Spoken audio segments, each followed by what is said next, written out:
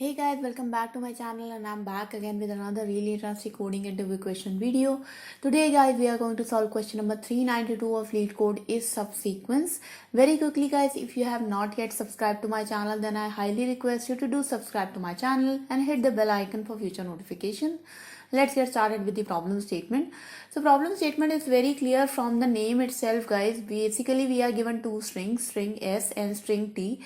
We just have to return true if string S is a subsequence of string T and return false if it's not. What is a subsequence guys? A subsequence is basically a new string which we can form from the original string. So in this case the original string is a T by just removing few characters, not shuffling the characters but just removing few characters without disturbing the positions of the remaining characters. So for example, in this case, if I want to create ABC from A, H, B, G, D, C, all I have to do is remove few characters like H, G and D, and the remaining sequence which will be present to me will be A, B and C. That's why the output is true. In the second example, the output is false because there is no way that I can create the subsequence AXC from the given T string. So let's get started with the solution guys. So let's look at the solution approach. So the solution approach is pretty straightforward guys. We are going to use a two-pointer approach in which we are going to compare the characters of T with the characters of S, and once we have completed the length of string S, that means all the characters are matched with the string T, then we are just simply going to move out of that loop and return true. And in otherwise we will return false.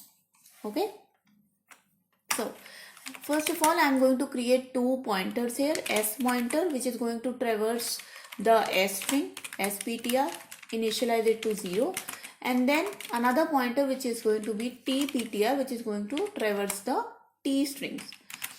So the while loop is going to be until both the pointers are lesser than the length of their corresponding string. So S pointer less than S dot length and T pointer less than T dot length. Okay, now we are going to compare both the characters of string S with the string T. So if S dot char at the pointer position, SPTR position, is equals to T dot char at the T pointer position, in that case we are going to increment the S pointer. That means we can start comparing the next character in the string S.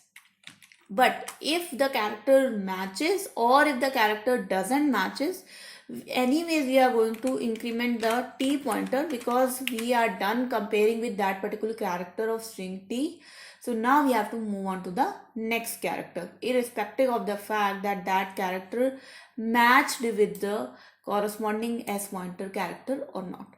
Okay, so once this whole while loop is completed, then there could be two conditions. One condition could be the entire S pointer string was fully traversed. That means S pointer becomes equals to S dot length.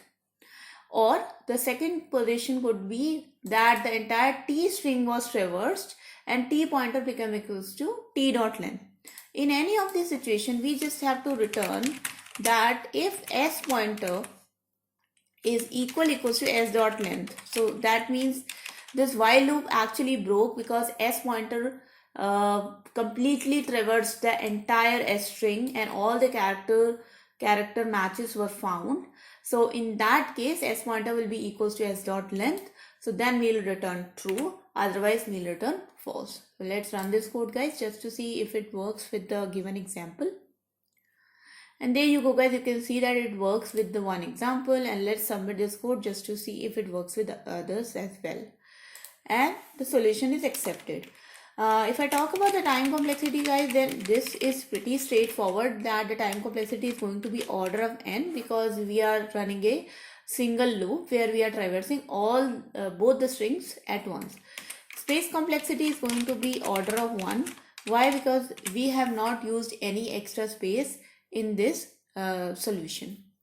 Okay, so that was the video, guys. I hope you guys enjoyed this video and you learned something from it. If you have any questions, comments, suggestions for me, write down in the comment section below. I will be happy to address them and answer them. Any feedback is welcome. And thank you so much for watching, guys. Like this video, share this video with your friends as well. Don't forget to subscribe to my channel for more self programming and coding related content. I'll see you guys in the next video. Until then, happy new year, take care, and bye bye.